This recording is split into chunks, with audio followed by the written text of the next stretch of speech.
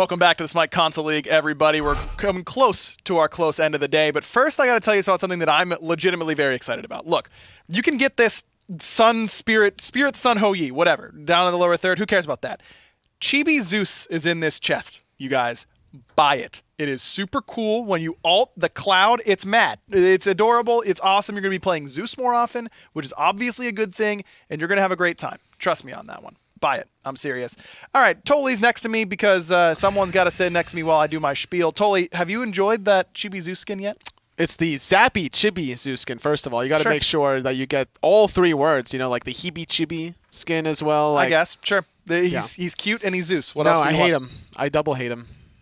Okay. I double hate him because you like him. This is going to be a bad death segment, everybody. This is what you should know right away. But it might not be so bad for Hype Unit in their last set. Look, Hype Unit has continually been the top card. Last split, they had Heat Uprise kind of challenge them a little bit, but this is the team to beat. This really is, honestly. Like, Hype Unit taking away the Flashpoint set in the MSI, a very impressive performance from them. Now into Phase 2 to see if they can continue this kind of dominance in the North American Xbox region. I expect that we will see them continue to look very good. That's just what I expect from this team. It might be, some lofty expectations, but that's kind of the price you pay when you play so well and are the defending world champions on your side of the console league. They'll be in the second pick selection this time around, though. This Fatal Ambition team, this is our first time getting a chance to take a look at them so far this phase, and they've got, at least on camera, of course, they've got their tough opponent cut out for themselves in Hype Unit, and they started off with a Morrigan ban. A little bit interesting. Morrigan is one of those gods that sees play, sure, but maybe not a top pick sort of selection. Definitely not, especially with 6 bans now. There's so many new changes in the mid-season patch changes that you would want to think of, like Thor potentially, Isis. You don't want to leave open Jean-Kui. So this could just be a throwaway ban that they're doing, trying to get something for themselves. Could be, and they do end up banning that Isis, but not the Thor, and that's something that layers will certainly play if you give them the opportunity. Odin being banned against Hype Unit, you've heard it before, it's because Wolves is there in the solo lane, and that's his god. So now, if you're Fatal Ambition, you have to take Thor here, right? Otherwise, you're just giving that up to layers. It kind of feels that way, right? You would want that, but also Nike getting the changes to her shield as well to reflect those Hunter damages. Her passive not as strong, but that second ability shield, a lot better than her old ability. Sure, but now you just gave layers Thor and Wolves Yorm. I mean, that Thor Yorm should be the first 2 picks here, I think, by Hype Unit. Maybe you let Fatal Ambition, pick something else and you get the Thor a little bit later on. I think Thor's better than Merlin right now. I don't know about you, but I don't think Merlin is that priority anymore. I kind of agree. In a sense, I still think he's strong that you would want to pick him up. Like, if there's some bans you want to do, you'll ban him in the secondary phase right away for sure. But in terms of not picking Thor, I have to respect that from Hype Unit because seeing how they played the Guan Yu during MSI was a good look for layers, and that could be still in his back pocket. And Erlang was still up. Fatal Ambition up taking the Erlang Shen. This is basically Hype Unit saying we either get Thor or Erlang for the second ban phase, or we can just completely disregard everything we are saying because they don't care about the Thor, apparently. Muzen Cobb, the selection for Hype Unit. This is their first week with Crimson in the ADC role, Griff stepping back. They've got a new ADC in that role now, and you kind of want to get him something more comfortable. Crimson, a long-time mid laner, of course, has to be very, very comfortable in the AMC. So you have more experience with these players than I do. What's the difference, really, that you've seen between Crimson and Griff? I mean, I just haven't seen Crim play ADC, but I think that mechanically Crimson might be the best mechanical player on Xbox. He hits more stuff than anyone really ever should, in my mind, on the controller. It's so difficult to do. I think that he's really, really impressive and should fit pretty well in that ADC. Because, like, what I saw out of Griff during MSI was just, like, a dominating performance, honestly. Yeah, he's a beast. From seeing how he was able to, like, handle, like, the Fusify, Caspanify combination there. Yeah, I mean, Griff's really good. It wasn't my understanding is it was not a performance thing for Hype Unit. It's just Griff had other things going on. He decided to take a step back, and Crimson was a natural sort of call-up from another team, because it makes that old Heat Uprise unit a lot weaker, and he's obviously friends with Bobby, those two playing for a long time on Myth Gaming back in the day. And so Thor, we were so worried about, got banned away by Fatal Ambition alongside Ares, which is a jungle ban for the most part these days. and instead it's going to be the last pick for Layers as Fatal Ambition rounded off with Ullr Osiris. Very aggressive last 2 picks out of Fatal. Is that the answer towards how Hype Unit has been drafting, going for some sustain with Sylvanus, a lot of control between Jormungandr and Sylvanus once you get the Gem of ISO on the World Serpent, and it's more even aggression now in the jungle. Yeah, the Ravana pick is something that I didn't really necessarily expect, but I don't hate it here. Very, very good pick against Poseidon. Absolutely. Basically impossible for him to crack in you. The overhead kick prevents it every single time. You can even Mystic Rush if you want to do the damage and avoid it at the same time. If I'm Fatal's mid laner, I'm going to be worried. Yeah, that's a tough one to go up against for sure, but great CC for Fatal Ambition. Lots of physical damage. We'll see if that hurts them. Game 1, Hype Unit up against Fatal Ambition. Let's throw it over to the casters.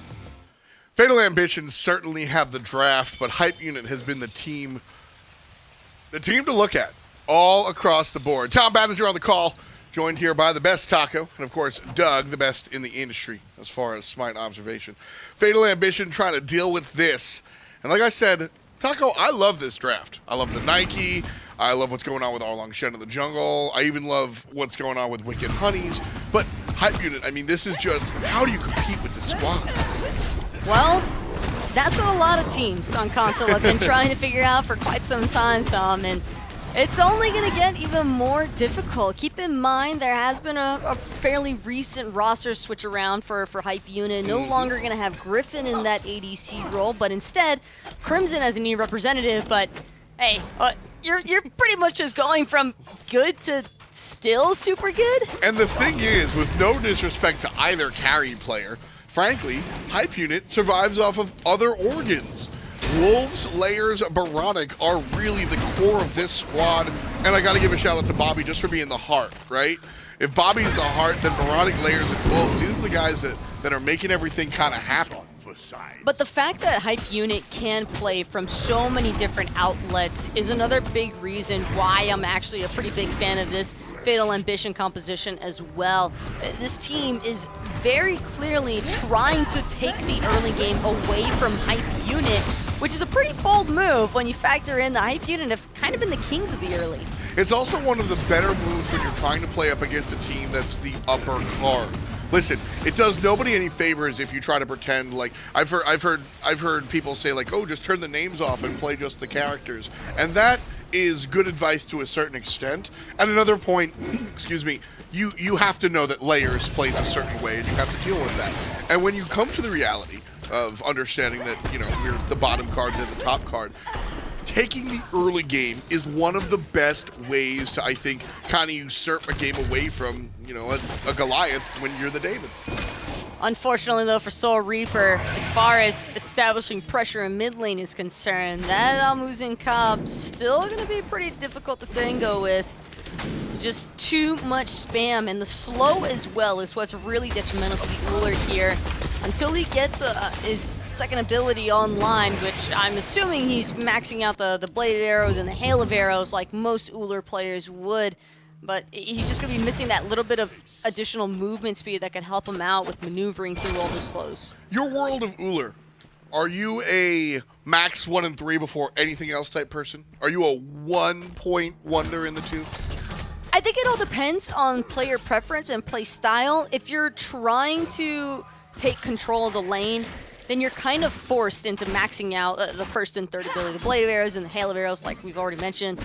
And the main reason for that being, those are going to be your best boxing opportunities. And not even necessarily boxing opportunities, but just lane clear in general, buff secure in general. Because a lot of the early game from the mid lane usually stems pretty heavily into those left and right side mid harpies. Whoever's able to maintain control, especially of those left side mid harpies, if you're on the order side, means that you could also have some influence over the oracle control. Very, very true. That's a very big deal. The two, I like having 1 point in the two depending on who the jungler is. Being able to just like get a little baby sprint, you know, it's very small amount of movement speed, but just being able to have that little bit of extra movement speed is nice. But you are sacrificing some of that clear, so we'll keep an eye on where that's going to wind up going as far as our Ullr player.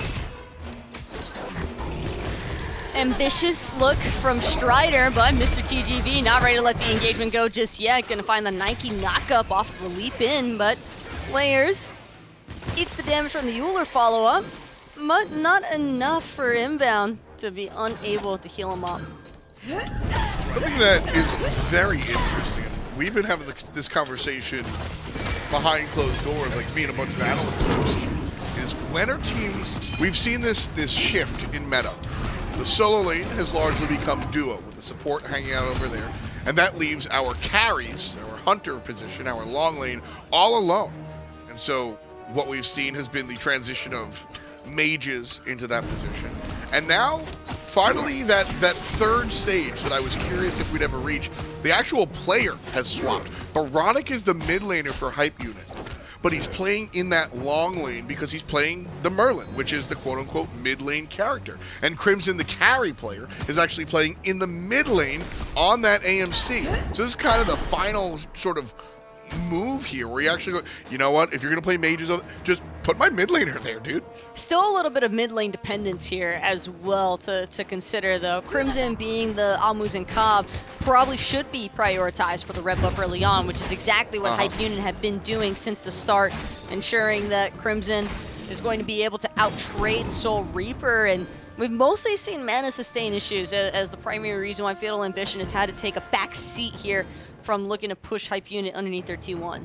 What I'm curious about here, Taco, is, you know, you mentioned Crimson coming over and getting the red buff. Is this a matchup specific thing? Does oBoronic not like playing against the Ullr on the Merlin? Or is this a matchup on your end? Is oBoronic better? We'll hold that. As Mr. TGV is going to be forced to hold that. Inbound with the first kill, but not a pen. Able to get a kill right after the fact. A 1-for-1 exchange. First blood going the way of Hype Unit. Fatal Ambition not looking like a blowover team in the slightest. They were ready to match that rotation there. It was a good look from Inbound, and the rest of Hype Unit, unfortunately, even through the Wrath of Terror, is just not enough to keep Inbound alive. That dot damage, though, came in pretty huge there. Mr. TGV is probably going to have to repeat that exact same scenario more times than he would like to this game. Wolves gets his ultimate forced out. That'll be a nice disengage after the second shot. All the way home. So, no big deal for the Earthworm. Jim will be just fine here. Checking in with the jungle.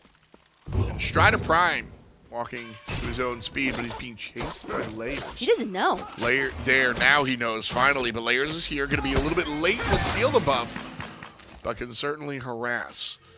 Layers one step too short, but that was also credit to StRyDEr Prime. As soon as he turns around and sees Layers there, all basic attacks start going on the big guy, which if you're doing it, you know, patchwork fight correctly, you're actually basically the second guy, so you get your cleave and blah, blah, blah. So the prioritization on the speed, kind of nice. I was actually expecting Layers to Mystic Rush right in there. Yeah, who cares about the buff? He has an opportunity, I think, to gank StRyDEr on his own speed buff uncontested because mid was just preoccupied.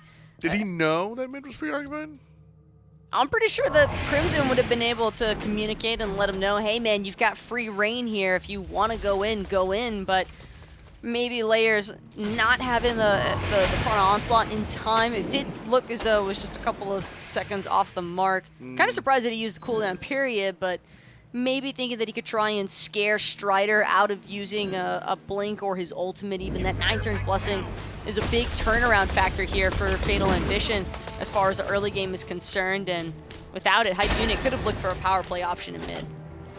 Right now, the early game, right in the middle of it. It's a tie game for the most part. Hype Unit has gotten first blood and a little bit more than that, but that's going to be about it. Hype Unit now looking for Soul Reaper. The jump away is strong. About it. The group up of 3 and 2. Beautiful pull by Bobby. Grabs Mr. TGV. Likely fall down. I'm sorry, folks. I thought he was out of there. Looked as though he was in the clear as soon as Crimson Stinger went underneath Inbound's ultimate, but unfortunately for Mr. TGV, Muzen Cobb still does a ton of damage with the swarm. Same could be said for Layers with all that Robin burst. And a Kraken actually going to get forced out there onto oBoronic, but he just coolly walks on out of there. now getting aggressive and looking to take down Soul Reaper. Inbound will come with the flank and take care of that one. So it's mid lane carry. The Merlin player will get out of jail. Up and down from Wicked Honeys. Wolves is here. The spin is too short. And the Osiris will survive. Nice play here by Wicked. Wolves is going to run forwards and Layers is going to be elsewhere. So this is just a proxy farm. Wolves is all the time in the world to proxy farm here, and not only that, but probably going to be a potential blue buff invade that Wicked Honeys won't have any assistance on the defense. And this is a signature hype unit, multiple points of aggression across the map, and it's just so well juggled amongst their team. It's really just a clear indicator that this is a well-oiled machine that we're dealing with. That's the key, is that as impressive as Hype Unit is during the team fights, what's equally as impressive is the fact that they can all win individually. It's the jungler's dream. You know, when you're jungling in your ranked games and the solo lane and the duo lane yell at you at the same time to gank their lane because they can't handle it, Hype Unit, it feels like, is never in that position. That's really why Layers gets to shine. Layers is a great player, but what makes Layers look even better is that Hype Unit are always handling their 1v1 or their 2v2, and it's up to Layers to go and supplement what's already happening. Probably the only downside is the fact that it has been Inbound who's taken credit for all 3 kills so far. Sylvanus with the dot damage. It's so much dot damage on the ultimate, on the Wisp. It's kind of tough not to get those last hits sometimes, even if unintentional, but what I'm really noticing is that Soul Reaper at times has seemed a little bit too aggressive with this Ullr, maybe feeling as though he has to make some type of a heads-up play because it's the early game, you're Ullr, you want to try and take advantage of that early game ability damage, but to try and force an engagement against oBoronic, who you just saw avoid a Kraken, it just felt weird. Definitely a little bit. Big taunt, a Kraken, and a beautifully leashed objective from Hype Unit. Inbound, gets hit by the hail of arrows. Beautiful play by Soul Reaper. A walk away, fade away. And it will be enough to keep Hype Unit off of the objective. But here's the secondary follow-up. Layers shows up and punishes Fatal just a little bit. No kill, Taco, but Fatal do the job. And they get Hype off the OBJ. Pretty little gold bounty there as well, and experience for Soul Reaper, since Bobby, like we just mentioned, was the one with all 3 kills so far at a Hype Unit, but Layers on the backside tries to find the route to connect there with Soul Reaper, but won't be able to bring him down just yet. Still, the force reset is definitely important, but it's the vision establishment that I'm really taking note of here from Fatal Ambition. They only know that Gold Fury is taking place for a pool because they've got great awareness across the map here, and that's exactly what you need to have against these veteran rosters. Yeah, they have even better ward vision. Some of those wards have since fallen down, but Fatal really has been making a point to nail these spots with the ward vision. Something odd I want to point out. Inbound's build. So the first item is going to be Winged Blade, and that does provide you with some movement speed, about 10%. Now the number you're shooting for is 18. That's what boots will give you. And of course, Travelers, we're talking something different. But you're shooting for 18. At least that's what you want to get. So the Winged Blade here is going to be 10% movement speed, right? And then next to it, you have the Adventurer's Blade, which gives you 5. So he's 3% slower than some of the other characters. But here's the deal. When you're a Sylvanus, at best you're going for cooldown boost, I guess. 20% CDR. Poseidon trying to answer back and will get shoved out by Nike. So Taka, what's your take on how Inbound is starting?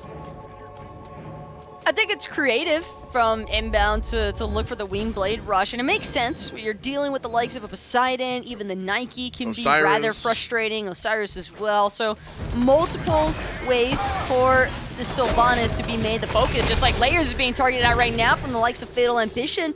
Red buff invade unsuccessful so far for Hype Unit. It's not the first time they try to venture into Fatal Ambition's jungle, but with that being said, Soul Reaper and friends now trying to defend this Gold Fury pool one more time at a Hype Unit. That said, Pen does not have an ultimate, so there will be no Kraken threat here for Hype Unit. And everybody at Hype ready to fight. They have all of their ultimates available outside of Wrath of Terra, but the pull might as well be an ultimate. Wicked Honeys chased down a half HP. Wolves in trouble, goes to the ultimate, and here's the onslaught. Hype unit charging forward, Soul Reaper barely alive, but he'll only be able to jump away. And everybody else half or below. With that in mind, Taco, Hype unit return to the Gold Fury one more time and start dealing with it. All they need is steady force outs. They've got the Kraken's Wisp healing from Inbound. Kraken, keep in mind, but it hits no one in the center of nowhere. MGT's gonna try and jump away, but it's all about the back line because the entire time Wicked Honey's looking to collapse, but just still unable to find anybody through that Lord of the Afterlife. Constant Another stuns one! And the pool to finish it. You know, you were saying that one of the bad sides of this is that Inbound has gotten all of the kills. Mathematically, I have to agree, Taco. But listen. If you're gonna nail all of these pulls, man, 5-2-1, go off, homie. 100% kill participation for Inbound. What a great game to see from him. Understands his placement, understands his positioning, and it's also the way that Hype Unit kind of just force-separated Fatal Ambition there. It starts with Soul Reaper getting forced down incredibly low, although I think Layers could have probably finished that kill off. I understand the discipline there from both Layers and Crimson, just pull back, try to look for that Gold Fury one more time instead, because you know that the Ullr is going to be out of the team fight, so at worst case scenario, you're dealing with only 4 members now from Fatal Ambition, but shells had been heavily expended already. Relics were on cooldown for Beeves and Aegis out of the Poseidon. And then the Kraken placement as well. That just felt like sheer panic to me. The Kraken was rough because the whole reason Hype Unit feel comfortable pulling that objective is because the Kraken is on cooldown, and then as soon as the Kraken comes off of cooldown, that's a swing for Fatal Ambition. But then he throws it over the fence instead of waiting for the gold. Misplay by Not a Pen for sure. And Hype Unit are able to capitalize off of that, find themselves up 4,000 gold. And it's already a nice look. Another great pull from Inbound, and now over the wall comes Layers Slays, but Layers is the one eating a bunch of damage, and he's going to be forced outside. Knocked up is good. Inbound gets the kill on the StRyDEr PR1mE, believe it or not. And Layers will make it to safety. But oBoronic now is rotated inward. Big It's a nice Kraken. Kraken, but it hits Crimson and Inbound. Crimson's going to be forced back. Lord of the Afterlife, though, unable to connect through the Aegis and creation of space here. Wicked Honey's, though, still trying to force this fight in mid. He's slowing up and he's slowing down. Nice job here coming out from Wolves. Will they dive? The answer is no. That type of discipline was really important for Wolves in the last team fight. I know we're away from it, so I won't go hard into the analysis, but watch where Wolves' positioning is. Most Jormungandrs play aggressively, as you kind of should, I guess, but he stayed back to peel for his team when it was necessary. And that was a big deal. Now, going forward, able to find one with the spit. The tier 1 tower behind him crumbles. Hype Unit will take that one. 6,000 gold, give or take. They look for Pyromancer. There's just such little room for Fatal Ambition to work in because of all the AoE spam that Hype Unit has to offer between Inbound, Crimson, and Wolves. It's feeling like it's impossible for Fatal Ambition to walk anywhere. No, just when you think you've gotten through all of that mess, suddenly oBoronic is spamming you with the fire. He's spamming you with the arcane stance, the ice stance. It's just all over the place, and it is forcing these gaps in Fatal Ambition's backline and frontline that Wolves is taking full advantage of and just making sure to keep Fatal Ambition split throughout these fights. That's the key there. Is Wolves, like I said, most of the time you're seeing these Jormungandrs, team fight starts, go into the ult and just dive the backline over and over again. Wolves is playing in the middle of the team fight, more akin to a traditional warrior. He goes up front, spits, and maybe bellows a little bit, and then peels back and starts keeping the carries off of his very own carries. He's able to play in the middle of the team fight instead of the enemy side, which is a really different style of the Jormungandr that we're used to seeing. And Taco, it's one of the big reasons why he's been so effective here. P.S. still top damage, so it's not like he's giving up that aspect. One of the big reasons why this Jorm often finds himself on that banning sheet is just because he's just too much of a nuisance. Even Inbound now, still looking at Horizon, but he grabs Soul Reaper instead. And Soul Reaper wasn't ready. Both relics have been used there. The beads on cooldown from the last time. And Layers takes care of one. Mid lane Ullr already sleeping. Hype Unit trying to impose a bedtime on the rest of them. Instead, look for the retreat, wait for Fatal to show up. Bobby's gonna try to say that he's a genius for that one, but we all saw the same pool. StRyDEr moves out of the way just enough. And there's really no worse feeling as a carry either. I know that that was unintentional from the front line there, but for SoulReaper to get punished for his support, or excuse me, his jungler just slightly edging out of the way of danger there, that's an unfortunate outcome there for Fatal Ambition. 20 minutes, or 20 seconds shy of it at least. Hype Unit have solidified their lead. 7 kills above the enemy has, and a slew of gold as well, about 7,000. And Hype Unit can pretty much do whatever it is that they would like to do. Erlang Shen thinking about the Oni Fury, and this should tilt, or excuse me, push Hype Unit into one way or another. Either defend the Oni Fury or just go for the fire. But I love this call. I think Oni Fury into the Fire Giant is one of the better moves you can make. Well, even if Fatal Ambition wanted to play defense for this Oni Fury, which they probably should be, no one's in position for it. Every single member from Fatal Ambition on the opposite side of the map, minus Not a Pen, who's already back to base, probably knew that the objective was going down, and any other Gold Fury, Primal, Gold Fury, it's fine, but letting the Oni Fury go through against a team that already has so much pressure feeding against you, that's a risky move here, and Fatal Ambition looks like they want to play Tower Rush up against Hype Unit. There's the blink forward and SoulReaper. Is there much to say about that one? You just got blinked on. Hype Unit support misses a pull. Not a Pen will be fine for the moment. Not able to get the pull back in, but Inbound gets the toss down. If he's not going to land the grab, might as well land the Acorn. A kill again. 7 in total for the young man on the sticks. What a performance here from Inbound. Man, Fatal Ambition was doing so well, too. At the start, they really looked like they might have had a pretty decent footing up against Hype Unit, but the past 8 or so minutes, Tom, they have just been way too all over the place. I don't know if it's a miscommunications error or conflicting calls being made, but it just does not look like Fatal Ambition are all on the same page at the exact same time, and it is definitely starting to impact the way that they're handling these base defenses. Yeah, for sure. I mean, watching out where these characters are going to start sieging is absolutely something you've got to be looking for. Fatal Ambition have a decent composition when it comes to defending the siege. Whirlpool, obviously more important than the Kraken. In this situation, the Kraken much more important than the Whirlpool. Hype Unit starting the Fire Giant. About halfway done with it. Mr. TGV behind enemy lines, 40% still on Hype. The Fire Giant finally being leashed here. Watch for the wraparound from StRyDEr Prime. That said, everybody up front. Nike getting knocked up. Backline still trouble. StRyDEr Prime dealing with Inbound, who's got him down to the yellow. Mr. TGV still alive, but oBoronic is able to fight back StRyDEr Prime. It's Wolves versus the world, and just now we see Wolves taken out, but the rest of Hype Unit on the run.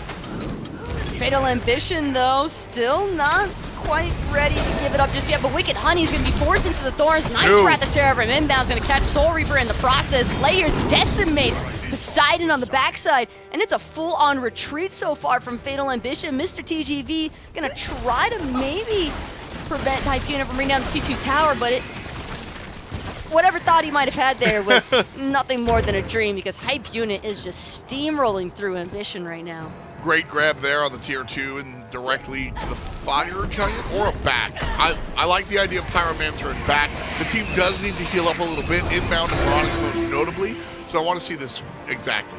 Get the Pyro back to base, utilize the Pyro's out of base speed, which is something that we rarely talk about because it rarely matters, so actually utilize that part of it, and now get back to the Fire Giant ASAP and be ready to fight Fatal Ambition. That's the gameplay cycle here. Well, on the bright side, SoulReaper does have both of his relics available, so it won't be a walk in the park to kill this Ullr, but then again, between Layers, Wolves, and Inbound, it has been an actual nightmare for Soul Reaper and not a pen to find proper positioning where they could stay alive. And this is kind of where you start to see some of the repercussions of having this triple warrior frontline in play for Fatal Ambition. It looks cool in the early game when you've got this Osiris, Erlang, the Nike, but if you don't establish a clear lead, you're typically just gonna wind up with 3 semi-meat shields. That's kind of what happens if you're not going direct. You know, Osiris can feel that way for sure. The Erlang Shen a little different. Wicked Honey's here, trying to provide some resistance. Knocked up and surrounded, and Wicked Honeys will go down exactly the way we expected. I respect the attempt. Oboronic, on the other hand, could be in some trouble. Doesn't have the flicker online just yet, and all of Hype Unit looking to get revenge for their mid laner. StRyDEr Prime going to be the first victim after Honeys. Not a pen, still on the run. Layer's going to get caught up by the Whirlpool just in the nick of time. Meanwhile, Mr. TGV somehow manages to slide away on the backside there. But Hype Unit, even without Oboronic, seem completely undeterred. They've got a wave and they're just pushing down mid. Oboronic is your mage. Oboronic is going to be valuable when it comes time to team fight. And so this is just Hype Unit killing towers. That's what Crimson and Layers can do. Phoenix in trouble, likely to go down. And it will. Layers walking back to safety. Nike's on cooldown, and so Hype Unit retreats. They're going to move to both sides of the map. It just looked effortless, though. That's the part that is troublesome in my eyes, Tom, is Phoenix defense is supposed to be your best bet for trying to turn a game around, but Hype Unit are just so far out in front, and it's because they caught Fatal Ambition so far out as well. Fatal Ambition were trying to do the classic, push every single lane up as far as possible to make the enemy team that gets FG waste their time re-sieging the lanes with their own minions. Right. But since everybody went on a wild goose chase there for Oboronic, they pretty much corralled themselves, they being Fatal Ambition, that is. And, I mean, the rest is kind of history. Hype Unit just collapsed. Right now, Hype Unit are collapsing on the opponent, but not collapsing on their own right. 16,000 goals above the opposition. And that's it. I mean, when you're 16K up, I mean, the analysis that needs to be done is, did you hit your stuff? Because if you did, you win the game. And so with that in mind, Hype Unit are spread for what should be the last time this contest. I expect them to group up and largely push the left side. Mid lane Phoenix already done. The left side has a little bit of minion advantage, but that's neither here nor there. I think we're going to see both lanes push up, but I'd like to see them go for left. I think the player damage tells enough of its own story. This Erlang, only really above the Sylvanus. Oh my It has just been impossible for StRyDEr Prime or even Mr. TGV to work their way into the backline up against Hype Unit. And this is the AoE spam that I was mentioning earlier as just coming into play. Oboronic, Crimson, Layers, they're all strong enough factors to keep that Erlang at bay. The second that we see StRyDEr Prime begin to get close, he's just tossed up in a second and killed before he even has an opportunity to really go in. Doesn't really have any magical procs either. No, he went all in. He was trying to go for the full damage Erlang, but it only works if you can actually stay up close and personal with your target. And the way that Hype Unit play, this is a team with a lot of experience. They're not going to leave their carries by themselves unless they put themselves in that position. Axe will miss Wolves for the moment. That'll force Wolves into the ultimate. TGV on the run, target right. There's a knockup coming out for the Whirlworm. Second knockup will miss. The third knockup is going to be right on point. That said, Wolves gets melted. And the tier 1, 2, 3, excuse me. The tier 3 tower, the Phoenix, that's still standing. StRyDEr Prime isn't. Inbound's low, Wicked Honey's low, and there's going to be a jump forward. Not enough from Hype Unit just yet. The Phoenix refocus. Classic base defense mistake, though. Fatal Ambition pushed just a little bit too far into that Left side Phoenix, Hype Unit gonna bring down Mr. TGV. 3 members left to try and play defense here. Wicked Honey's looking to bring down Crimson. This Osiris try as he may. The hail of arrows, blade of arrows, just not enough damage. I really thought that Ullr was going to make it happen this time around. He will. The Life Steal not good enough for the Bumblebee, but the jump in. Oboronic gets Soul Reaper. Honeys is in trouble. It's Oboronic versus Layers. The hands come up, and the hands put him down. 6 players in the ground. The Titan already taking damage. Half HP. Players will be up to play defense, but the damage will get there a little bit sooner.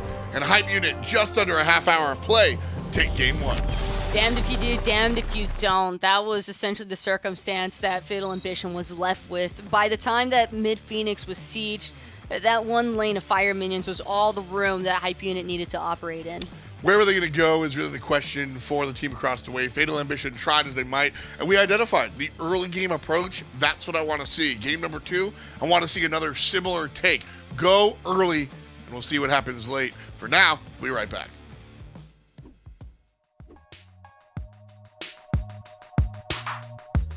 INAP, powering the control room for the SMITE Console League.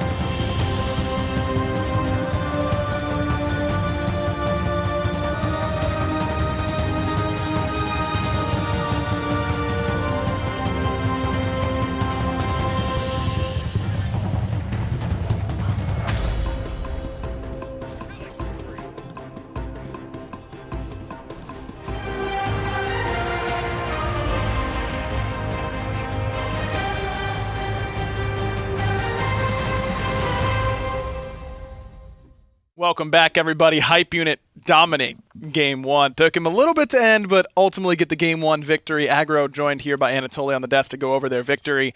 And Toly, I mean, Inbound kind of just popped that game. He was hitting great pulls, and most importantly for support players, he was getting those kills. A very important lesson that Incon told me, always last hit. Always. Also Matty Pocket. But either way, it was a great performance of the pulls more than anything else. I also love the ability of this Raven play coming from Layers. As good as the setup was from Inbound, you also need those executors, and that's where Layers came in. Yeah, I mean, it was pretty simple this game. Bobby's pull, Bobby's kill. That's the way it was going for them, and that's kind of the way it went.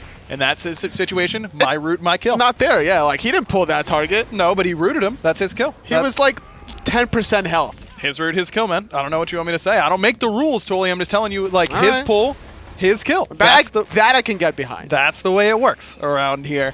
Hype Unit was able to really control this one basically from the get-go. A couple weird things, but where Fatal Ambition started to come back, but not really enough. I do want to ask you, though, about this idea to put Oboronic in the duo lane and put Crimson in mid. I was just saying, Crim is more of an 80s or more of a mid main. I don't know if this is an all-the-time thing or if it's a player-dependent, matchup-dependent thing. I guess time will tell to see if this is going to be a consistent thing, but this makes a lot of sense to me because you're still leaving Oboronic on the mages. I like him more on the mages than I do on the hunters. Not to say he's a bad hunter player by any stretch. It's just something that he's been doing forever, right? Sure. So leave him there. Allow Crimson to still be at least comfortable in the mid-role to synergize with Layers coming from the jungle, get him popping off, especially in a world where everyone is left alone in the long lane anyway. Oboronic can be left alone safely. That's a great point. And Oboronic just gets to get all that farm all to himself. He said, I don't got to split anymore. Crimson, you go split with everybody. Welcome to the team. I'll take all the solo farm. We'll see if that's what they do here in Game 2 as we are ready for picks and bans. I assume that it is going to be a what type of draft did we get? You know, what type of draft did our opponents get?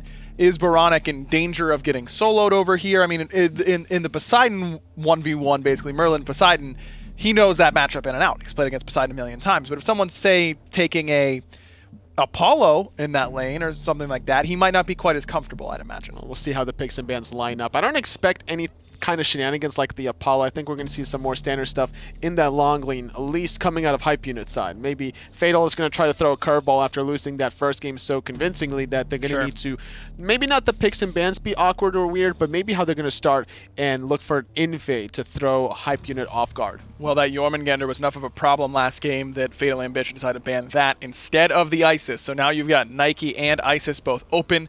Fatal Ambition can only take one, of course. They're going to stick with the Nike, I'd imagine, for Mr. TGV. Was that the pick, you think? Do you think he did enough on this selection to warrant another first overall? I don't think it was the comp dependent, honestly. I think it was just players' differentials. Like, there's just more experience across the board from Hype Unit that it's difficult to match up against this team. They beat a minor league team on their own playing ground, so it's difficult to really stop Hype Unit when they go back into their own natural breeding ground. Hercules and Muzen Cobb, the two picks. These are two very popular selections at the SPL level, namely for the pressure that they provide, especially Hercules, man. We've seen Aurora pilot this and basically single-handedly win games on it. He gets his banned away from him numerous times as a result of his just obnoxiousness. Not in the first bans yet, despite adding an additional ban to both sides, but definitely in the second ban phase when teams realize, like, oh, Herc's still up and Aurora's in the game? Yeah, let's get that out of there. Yeah, I don't want to deal with that, and who could blame them? Thoth the pick, and now this is telling me it might be AMC mid for Oboronic, and then Thoth ADC for Crimson. Now, both of these two, Oboronic and Crimson, have storied Thoths, but Crimson, that is the pick, I'd say, for Crimson. When I think of Oboronic, I think of Giannis, I think of Ra, I think of Hebo. For Crimson, I only think of Thoth. He is that good on this character. So why not Thoth middle? You just want him with the farm instead in the long lane? Yeah, he just get him to late game, man. I mean, if he's gonna be safe, he just put him over there in duo. I mean, if Zhang Kui can get away with it, there are a lot of characters. All right, listen, Zhang Kui's tankier. He has healing as well. Thoth, he has long range, sure. Yeah, but then he just, Zhang Kui gets ganked and he just waddles down the lane. Like, that's his escape plan. And then he wins 1v2, though. Well, Funballer wins 1v2s. That's there's the difference there. I don't know. Thoth, you just dash away, zoom out, and you're good to go. Anyways, I'm always excited whenever I see Crimson get a chance to play the Thoth, if it is going to him, which we aren't sure, of course. Osiris there for Wolves. Again, we imagine that Hercules is going to be support, though. If there's a team that's going to change that up, it'll probably be Hype Unit. I could see Layers trying to pull it out in the jungle. Yeah, Layers is definitely one of those flexible players that just likes to mix things, playing the Guan Yu very well at the MSI lane. We're able to even see how that kind of a play style transitioned to the rest of the players at MSI. Yeah, very true. Cabrakan, the pick here for Fatal Ambition, looks like it might be support Cabrakan. Nike moving over to solo is what I'd say, but Cabrakan does look pretty good against what Hype Unit has. Could lock down that AMC and Thoth pretty well, but Kuang might make his life difficult. If you needed more, if you were looking at this lineup for Hype Unit and you're like, man, I could really use some more damage for some reason, you got it. It's Kuang. Yeah, Kuang, Habwa, I think those are your go-to magical assassins, and if the ball gets rolling, which I'm expecting it to do for Hype Unit, Layers will not be stopped. Last game he went 8-0-10 on the Ravana. I'm expecting this to maybe match that, if not just exceed it. Yeah, I mean, there's so much long-range poke damage here as well for Hype Unit. I mean, you don't have to all in with someone at full HP. Thoth can easily bring someone down to 60%. True. And a blink 2-3 from Kuang brings them within that execute threshold easily. It's going to be very aggressive from Hype Unit, whether it's early game from the Hercules or late game from the Kuang or the Thoth. Fatal, they have more teamfight control power between this Cabrakan and the Hunbats. I like that idea. Slows between Nike, Sentinel of Zeus, Merlin if he gets the Gem of Isolation, Discordia to follow up with the Strife. Fatal need to coordinate off of their vision. Yeah, I think they've got good CC and good potential, I'd say, for this squad. It's just, I mean, after such a convincing game one, CC usually, by my estimation, is the way that you take down teams that are considered better than you, though, right? I mean, they might be better than you at hitting their buttons, but if they can't hit the buttons, they can't play. Yeah, at the end of the day, it does come down to hitting the buttons, and I think mechanically, Hype Unit does have Fatal outdrafted there, but I think the comp-wise is going to be interesting. I think they're both very even. Game 2, Hype Unit trying to sweep their opposition. We'll find out if they're able to pull it off. Take it to the casters for Game 2. What's up, everybody? We're back and ready for some Game 2 action here. Hype Unit had a pretty dominating performance there against Fatal Ambition, but That's not to say that this couldn't go a little bit smoother now that Fatal Ambition have a little bit of range damage of their own. In my eyes, that was probably the biggest limiting factor there for Fatal Ambition. They just didn't really have a consistent way to try and breach into Hype Unit's backline. And still, things are looking pretty standard for an early game. Wicked Honey's going to be clearing out about as much as you would expect the Cabrakan to do in the early game. A little bit of aggression, though, coming out of Fatal Ambition here as they look for an early purple buff invade. Crimson and Inbound not able to maintain control of their jungle despite the fact that Bobby's on the Hercules. And it's not an easy feat by any means, but Inbound still looking to harass Mr. TGV, trying to do what he can to play defense here, but not a pen on that Merlin burst damage still. Can it be enough to actually overrule the driving strike? And Inbound says no, as Hype Unit trades out purple for purple. Taco, you know, I was on the desk just a minute ago, and this looks too good for me to pass up. Are you sure, man? Yeah, it was just too much. I saw that Crimson was going to be playing Thoth, and I had to come in and cast it. I just couldn't keep my hands off of it. Pecky's is even in here now. It's like, oh my you God, both right. wanted a piece of the action. Yeah, who wouldn't? That's what I'm saying. Yeah, that's what I'm saying. It's just too good. So Hype Unit, I mean, they've got this sort of changing strategy, the beautiful route straight into the driving strike, not a pen. Could end up falling, but Crimson a little bit off the mark, needed all three of those if he had a shot. oBoronic plays in the long lane last game, now steps in, and it's Crimson over here in duo. How do you feel about this sort of switching roles based on what drafts we have? It makes sense. In my eyes, Aggro, it's all about the matchups. And for Crimson and oBoronic, they're kind of free to just swap out as they feel. I mean, keep in mind, both of these players have relatively similar god pulls. They both have relatively similar mentalities as far as positioning in the team fights is concerned. And I mean, they might even play rock, paper, scissors at this phase to figure out who's playing mid or ADC. That is true. I'm sure as soon as they lock in Thoth, they're both like, hey, I'm really good at that character. And the other one's like, yeah, I know, but I'm kind of better at that character. Okay, but Crimson, he might win in the Thoth debate. As I said on the desk, when oBoronic has a great Thoth for sure, but this is Crimson's premier character. You know, this is the one that he really erupted onto the scene with. Get it? Can we get F-Top back? Nope. Nope. I told him I couldn't let him in here because what was that? Desperation. Oh, okay. You see, I just hadn't I assumed I would have heard that with you in your ranked games at that point, but I don't, No, I don't talk in those. I just cry. Yeah, fair enough. This Thoth ADC is one of those picks that can really take hold of this lane, given enough opportunity, right? I mean, your poke potential is great. I feel like you can stay fairly safe on it. I mean, it seems like one of those gods that when you're left all alone can really take advantage. It depends. I think that if you're left all alone, it's also a little bit scary because you never know when exactly the enemy jungler might choose to try and visit you. If your team is abandoning you, that's another thing entirely. Well, abandon's probably the wrong word to use here, but I think the general gist of the idea is just to give Crimson as much freedom as possible from Hype Unit, but if I'm Fatal Ambition, I'm just looking to punish every single time I see Inbound elsewhere on the map.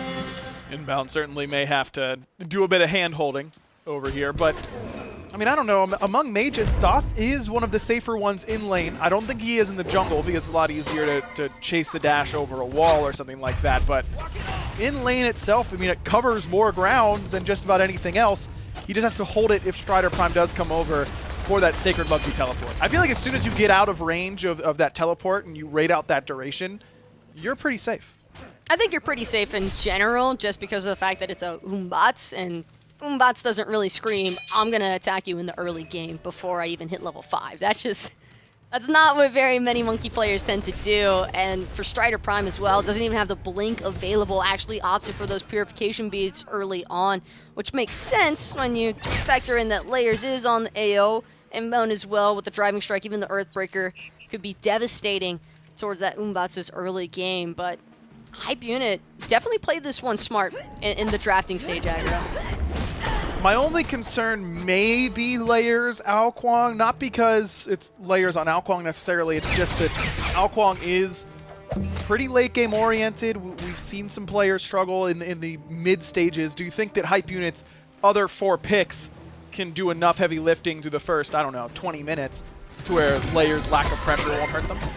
Considering that it's the Osiris, Hercules, and Muzen Cobb alone, that's enough of a core to prevent any sort of early game aggression, I think, against Layers or even Crimson. In fact, not a pen going to be forced out of that flicker kind of early on. Earthbreaker, though, looked as if it was about to connect, but it's Wicked Honeys who's also being attacked at the same exact time in solo. A little bit of unfortunate timing for Wolves' end, but good timing for Wicked Honeys. As soon as you start channeling that 1 for Cabrakan, you do become root immune, so a lot of that kill potential goes out the window. Good matchup knowledge as StRyDEr PR1mE heads on over, but looks like he stepped right over a ward. Indeed he did, and Crimson and Inbound plenty safe. Even without stepping over the ward, all Crimson really has to do is hug that duo lane wall. As long as he's hugging the far outside of the wall, knowing that this Humbots doesn't have the blink, there shouldn't be a feasible opportunity for StRyDEr to actually look for a pick there. More importantly, I also think that Layers in the AO matchup against the Humbots, I mean, they're both fairly late game oriented gods, or at least mid game at best, and Soul Reaper as well. This is kind of Fatal Ambition. I understand that they have their own strategies they're trying to work with, but it indirectly benefits Hype Unit because of the draft that they opted for also. Sure, I completely agree with that in the way that Hype Unit has always been one of those innovative teams with, you know, trying to make the meta work in their favor. This is where their creativity, I think, can really pay off. And when you have as much talent as they have, I mean, not that Griff wasn't a top-tier player, because he certainly was the premier ADC, I think, on the Xbox NA side of things. You just have that extra little bit now, I think, with Crimson in his potential, because we've seen how he can carry teams in mid. I'm sorry, but something about seeing Mr. TJV think for a second that he could harass a Thoth, that evade and punish, man, it just covers so far, and Wicked Honeys wishes he had one of his own right now, but Layer's gonna claim first blood, and I don't think there could be a worse sight right now for Fatal Ambition. Yeah, I mean, we saw this gank attempted a little bit ago, and Wolves had the ultimate, and Wicked Honeys was able to get away. They couldn't quite get it, the Cabrakan in execute range. That time, a little bit more itemization, and Wicked Honeys goes for the Pythags piece right away, so very little survivability, very little extra HP or protection, and that makes it pretty easy for Layers to come over there. I don't know. I feel like these days, if you're a soul laner and you aren't just buying beads against Ao, you might be doing it wrong. Inbound able to bait out quite a bit on this left-hand side, and he seems pretty safe. In fact, he's going to blink just to be sure. Crimson might be in some trouble because StRyDEr PR1mE just saw him dash. Doesn't go aggressive. StRyDEr probably not feeling super confident in his damage output there, that even if he expends the Fear No Evil, most likely still wouldn't have been enough. Plus the cooldowns. Crimson does have that Evolved Mage's Blessing already, on top of the CDR boots. Yeah. It's probably unrealistic to imagine that the Humbots could kill the Thoth in that instance, but I agree, but at the same time, like, as a mage, my escape is down and I get Fear No Evil, I'm beadsing. You know what I mean? Like, you're just kind of in that. Anytime you use your movement ability, you're immediately on high alert for CC and for people jumping on you, and you have to be extra kind of ready for relics. But that's the inexperience, I think, for true. StRyDEr kind of bleeding through just a little bit, because I'm right there with you. Watch out. Oh, no juke is the best juke! Stood there, looked him cold in the face. Eventually, he's going to need to get somewhere, and Crimson goes, you're going to have to get back. One day, not a pen will fall, and that day is today. It just took a little bit longer than we may have anticipated, but ran himself out of mana, and Crimson finds a solo kill. A kill is a kill. Doesn't matter how it happens. Yeah, we can roast Crimson for that one a little bit later on, though, because right now it's Layers with his secondary kill of the game onto Soul Reaper. Well-placed Fear No Evil, but no follow-up whatsoever, considering that the Scordio is already out of the action. Hey, you know how I said I was a little bit worried? Hey, what's up? StRyDEr was trying to jump over the wall and couldn't find it. That's the only thing I can imagine. Remember how I said I might be a little bit worried about Layers, Kuang? You know how you can assuage those fears? You go 4-0 in the first 10 minutes. That's real bad if you're Fatal Ambition. You're in a lot of trouble right now. And a Gold Fury to boot. This is classic AO in the rank game type of gameplay taking place right now. And that's what I was saying about the solo lane, Taco. I mean, you build no defense. You build Pythag's piece before boots. Gotta get the TP, no beats. And you get TP instead of beads. Like, you're asking to get insta-killed. It's like the solo lane starter pack against AO. Yeah. It's like, but then you have to up down your ultimate. You know, like if you're playing Osiris or Bellona, you have to up down. That is the full starter pack right there. This is also the playing against hype unit starter pack, and it's Wolves running you down at 10 minutes, and you spam pinging your solo laner. Why is he here at 10 minutes? And then you remember that Wicked Honeys has been the victim of hype unit's aggression for the first 5 minutes, and now that's just starting to have a little bit of a trickle-down effect. oBoronic taking up these tower shots. He could care less right now. Probably going to look to retrieve the Stinger too if he has time, but instead priority seems to be focused still on this T1 tower. And aggro, don't get me wrong, game one, it didn't go in Fatal Ambition's favor, but it did not look this ugly to start. No, this is vintage hype unit. I mean, layers camping solo. Hey, Wicked Honeys, hope you didn't want to live because you're dead. Basically, no matter what you do, a good attempt. I think good thought process there on trying to wall off Inbound.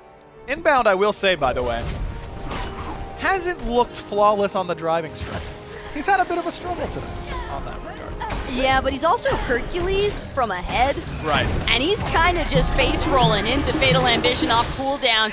This time's looking to be no different. Gonna absorb every single cooldown, including that golden apple from Soul Reaper, and just shrugs it off. Yeah, he's fine. And he's he's using the best skin to taunt with during Discordia ult. The baseball Hercules taunts are all so good. As a Discordia, because I know you play Discordia from time to time. I like that god a lot. How does it make you feel when you're getting smacked? Oh god, Wolves, please, not again. Soul Reaper has a family, man. Yeah, they're gonna miss him. That's about as much as I can say about Soul Reaper's family at this point. Ooh, good knockback actually by Mr. TGV. Wolves didn't want to use the ultimate. That works if you're just gonna run, you know, headlong straight into the wall over and over again. That's one way to get peeled. Wolves is a forgiving god. He really is. Bobby, a little bit off on that boulder tower. And the driving strike. You hate to see that. Oh, they didn't even steal the buff. No, Bobby, see, the catcher was calling fool. for the changeup, and Bobby threw the fastball. You know, it just got there a little bit too early. Nice strife by Soul Reaper. Inbound still just face tanking all of this. The golden apple does end up missing him. Layers comes around the corner, looks for the finishing blows on to StRyDEr Prime, but oBoronic gets that honor. Layers will get the consolation prize of Mr. TGV. Just a matter of if Wolves almost body blocked him successfully in there. Good driving strike that time from Inbound. Better strife, and that's beautiful by Soul Reaper to at least get something going. But that's that doesn't feel that good when it's just the Hercules. Hey, it's a response though. Fatal Ambition, they have been getting pressured out the wazoo here, aggro, and they're still trying to follow suit. I mean, they're not letting hype unit do whatever they want completely for free. There has been signs of life. It's just the damage just unable to really be matched up quite yet. There's just such a steep experience gap taking place in every single lane so far. Is this the most Inbound set of all time? Probably. Where like game one, he gets 7 last hits somehow and makes good mechanical plays, but also ends up somehow getting 7 last hits. And then the next game that you play with him, he's ulting speed buff before it spawns. You know what I mean? I don't think that there could be a more pinnacle Inbound set than this one. Hey, sometimes it's nice to play into the trope. You know what I mean? Like, just understanding where you are, that's good. Bobby knows exactly where he is at all points in time. I don't know how true that is. He knows where Soul Reaper is right now, and he's looking to chase him down. Just going to eat all the cooldowns one more time. Dude, if I am Soul Reaper, I'm like, what is going on, man? That this guy just gets to clear a ward right in front of us, and we are going to all die for it. Crimson already got honeys. Layers was able to get into the execute animation despite not getting the kill itself. Soul Reaper's beads won't do anything but prolong the inevitable. Wolves finds him again. It's a 7 in a row now for Layers. And it's getting ugly out here, folks. StRyDER's almost level 12. If he can get the blink online, then he can blink into death faster. no, he can blink and use the Fear No Evil to disengage faster. Ooh, I'm smart. looking at this purely from a defensive standpoint right now because Fatal Ambition, I've pretty much thrown all hopes of having a decent early game out the window right now. That is a 7-0-3 AO. You don't have an early game experience anymore. And with the Oni Fury, this might actually be a little bit of a helpful gesture to Fatal Ambition even, because that Oni Fury Wave is guaranteed to push to those T2 towers, That's true. and that's kind of a safe spot That's for Fatal Ambition to farm at. Delivering farm directly to your door. Door-to-door farm delivery service. I know you would use it if it was. Oh, I do it all the time. Yeah. Practically every ranking. Yeah, People that's the- think that they're winning by taking the Phoenixes. Fools. Really, I'm going from level 13 to 17. Right away.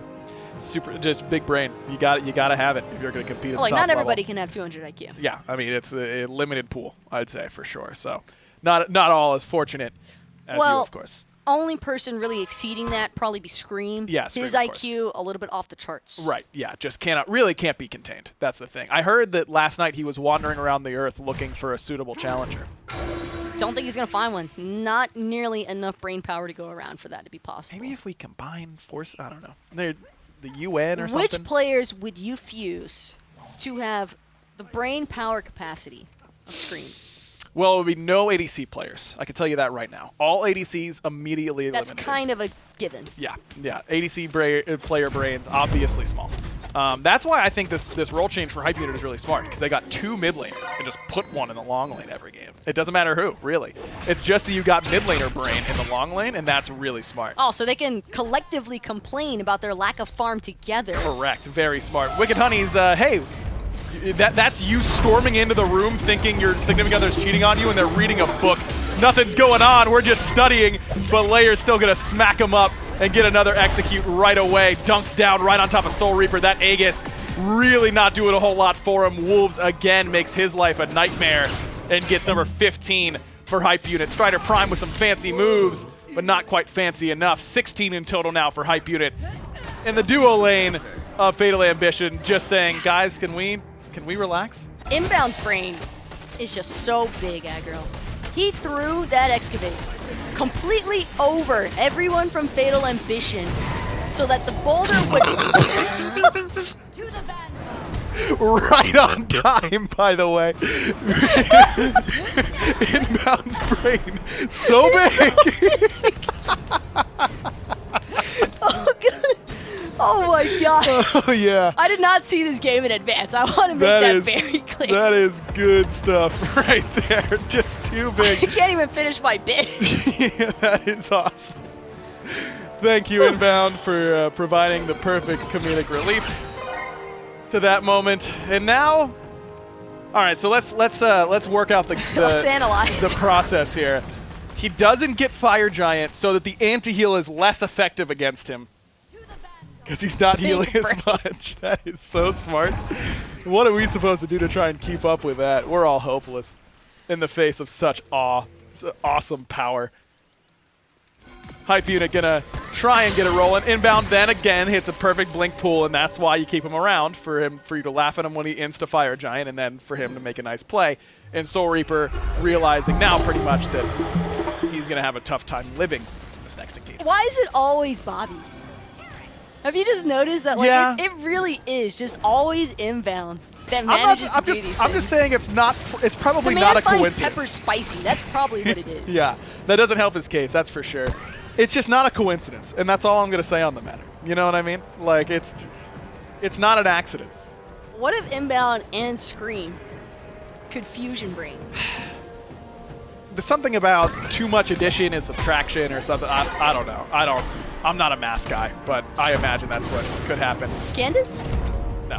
Wicked Honeys trying to win a boxing trade up against Layers, who's 5 levels up. Layers not getting baited into it, understanding there's a rotation coming from the mid lane. Candace Hurt land his driving strike? Sometimes. left side Phoenix Siege begins, or should I say the siege on Soul Reaper begins. Crimson flattens him with the ultimate. Wolves will end up falling. It just takes the rest of Fatal Ambition to get the job done. Layers now feeling it frisky, joining the engagement, coming from the mid lane. He's got a great angle to clean up this fight, but StRyDEr Prime's already done some damage. He takes down Inbound. oBoronic ends up falling as well. It's a double for the enemy jungler, but Layers says, let me show you how it's done, young gun. Finds 2, beads are there. That's another one for Layers, as StRyDEr Prime just barely able to stay standing. But enough casualties across the board received from Hype Unit as well, and it's pretty lit here on this left side Phoenix aggro because no one's going to be able to actually bring down the Firebird. Losing oBoronic a little bit earlier than you probably wanted to is a big reason why, but it's only a matter of time, it feels like, at this point. Taco, you good? Oh, I'm good, gamer. All right. You've just been, I don't know, you've been in a mood this game, you know? You've been in a real mood. I've been feeling some type of way. All right. That milkshake you had for lunch, hitting some type of way? Actually, it was a healthy smoothie. Oh, okay. It looked a lot like a milkshake. Yeah, it was like peanut butter and some chocolate whey protein. Not bad. Some good stuff. Yeah, that sounds awfully close to a milkshake. But it by the had way. whey protein in it. Can't milkshakes have whey protein?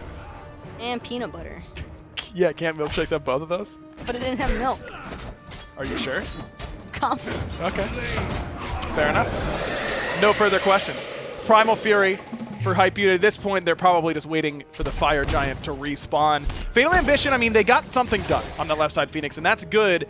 How do they repeat that performance? Well, Hype Unit kind of playing themselves on that left side Phoenix Siege. A little bit of an overextension for what it's worth, but Fatal Ambition showing that they at least understand how to punish that appropriately. So Hype Unit, they can't just waltz right into the Phoenix room area and expect it to be free. As long as StRyDEr Prime has that Fear No Evil available, and if Soul Reaper can continue to connect with some really nice strifes and unruly magics, that DPS has definitely been relevant from the Discordia, plus the Divine Ruin Edition has done so much in terms of controlling Inbound and Wolves a little bit more so. The problem is, I mean, I don't know how you kill them at this point. Watch out, oBoronic's in trouble. Big Blink Initiation on top of him, and he dies before he even gets to press a button. No relics available for the AMC. And Fatal Ambition really take advantage nicely in that moment. Hype Unit now forced to reel it back, at least momentarily. I imagine that Hype Unit could probably still 4v5 on this fire, but with Layers on the left-hand side, a little bit harder. I will say that I just realized that Not a Pen is really committing to the role play here and didn't build a pen item until very late. He just now got Obsidian 2. How does he ever kill Wolves or Inbound? Well, he doesn't, which is why he was dying off cooldown. Also last in the player damage charts. But going to probably be finishing off that Obsidian. Keep in mind, it's only 800 gold. This could be a promising T1 tower siege as well from Fatal Ambition, just to open up a little bit of map space for some possible chase down opportunities here. I mean, if Fatal Ambition are able to keep delaying, well, Inbound going to blink in, driving strike to the center of everybody, but still finds Not a Pen with the Earthbreaker. Not a Pen still on the run. No flicker available for him. Aegis is good. It gets him out of that execute from Layers, and Flicker comes back up, but here comes the ult from Crimson right down Main Street, and he takes out the enemy long laner. Wicked does end up getting Layers, but still double kill for Crimson, and you imagine a 2-for-1 is just fine by Hype Unit standards at this point. Wicked looking to come in and punish Crimson, but he has the evade, and he'll do the punishing. Thank you very much. Another one for Crimson, 6-0 and 7 on the Thoth in the long lane. Exactly what the doctor ordered for Hype Unit. That Stinger being just a little bit too far to the right could be the saving grace that Mr. TGV needed. StRyDEr gonna try to intervene as well to prevent Hype Unit from continuing to chase this Nike any further. Wolves a little bit too low for his liking. Gonna have to abandon that front, but Hype Unit still looking to siege this right side Phoenix, and with the help of oBoronic, no problem whatsoever. Plus that hieroglyphic wall as well from Crimson to get those autos, some boosted in-hand damage. It's a tough spot for sure for Fatal Ambition.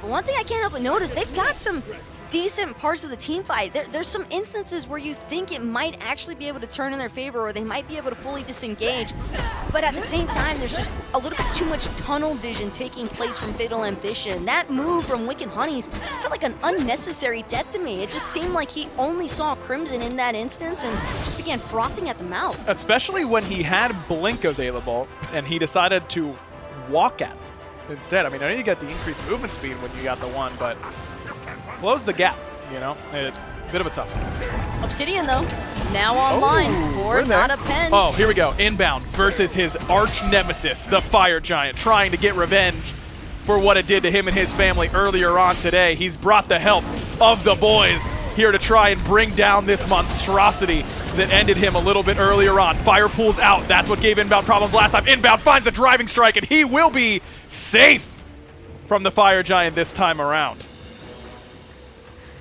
Bobby's gonna be so mad. He's gonna be so mad at you. And me? Well, I'm not the one who died to fire. What am I, the Fire Giant's boss? Not my fault, man. That's what I say. I mean, technically speaking, How am I the Fire Giant? Giant? Oh, you overlook the entirety of the Smite map as you cast it. You are looking down on the battleground of the gods. Yeah, but so are you. And so no, is but Doug. we're only talking about you, though. Are you telling me that Doug is the boss of the Fire Giant?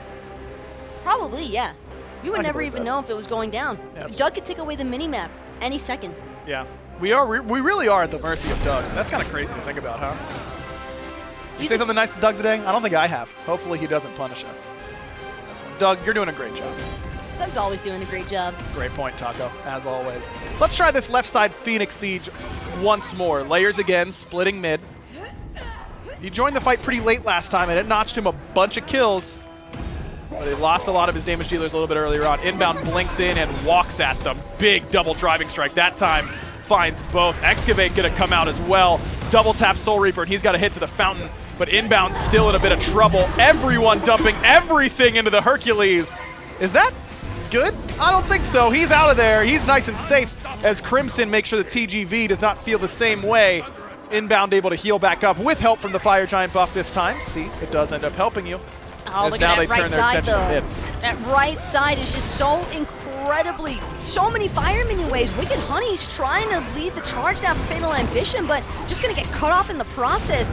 Wolves helping to control the backline. Meanwhile, Boron is going to bring down StRyDEr Prime. Layers also claiming a life of his own, and this Titan now just has two separate waves of fire minions to worry about, but only two players left to play defense. Crimson gonna walk in, deal some damage from a long range, and Hype Unit look poised and ready once they get this mid Phoenix, because they need the minions.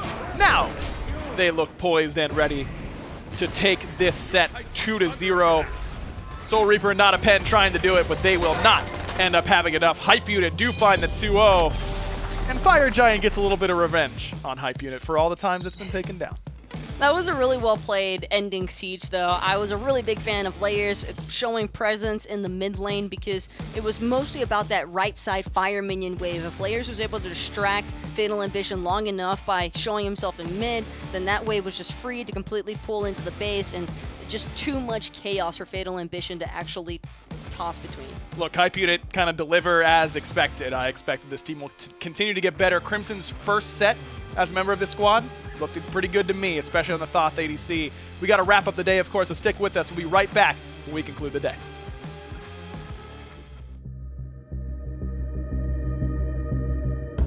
Skillshot, the official production partner of the SMITE Console League.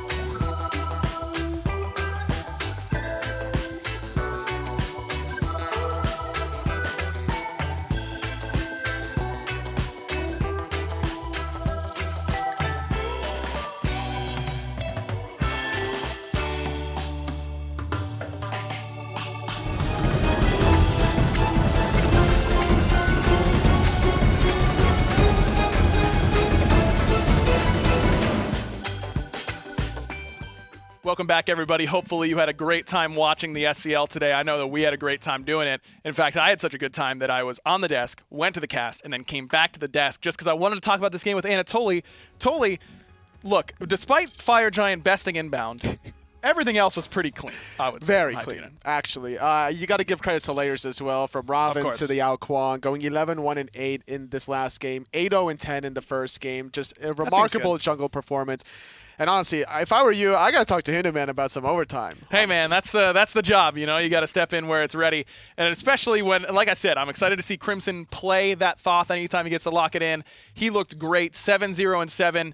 A little bit off the mark early. He seemed a little bit rusty with a couple of those skill shots. I noticed him missing a little bit up against Not a Pen, but when it came to those late game team fights, you could tell that he got into a rhythm. Yeah. Basically was hitting everybody from that point on. Yeah, between the AMC and the Thoth, like everyone was switching their role, like not their roles, but like between the gods or the roles that they were playing between Boronic and also Crimson. I think that the future for Hype Unit has a lot of potential. Like they look like a strong team already in phase number 1. Now in phase number 2, the way they played week 2 was just remarkable. Very creative, and I think that's going to be a staple for this team moving forward. If you missed our earlier sets, you missed out because it was a pretty solid day. Dabo's Disciples looked very impressive up against Hive Central. They took that one 2-0, and then Big Money Esports beat eBoys Gone Wild 2-1.